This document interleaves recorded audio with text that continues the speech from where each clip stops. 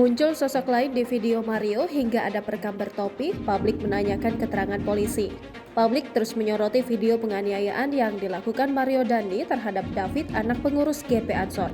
Dalam rekaman yang beredar, nampak diduga dua tersangka yakni Mario Dandi dan Shane Lucas berada dalam video. Atas hal itu ditemukan ketidakcocokan antara pernyataan polisi dengan bukti yang ada.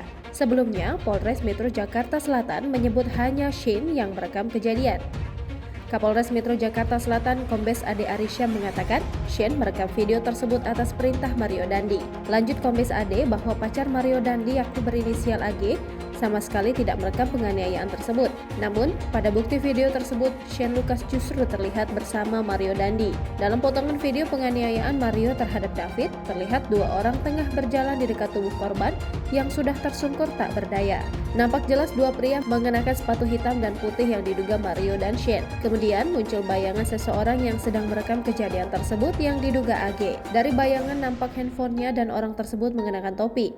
Hal tersebut tidak sinkron dengan apa yang disampaikan kepolisian. Lantas, publik pun mempertanyakan hasil penyidikan Polres Metro Jakarta Selatan. Sebelumnya, Kapolres Metro Jakarta Selatan Kombes Ade Arisya mengatakan bahwa AGH tidak ikut merekam penganiayaan yang dilakukan Mario terhadap David. Saat kejadian, polisi menyebut hanya ada korban Mario, Shane, dan AG. Menurut Ari, insiden penganiayaan tersebut hanya direkam oleh Shane.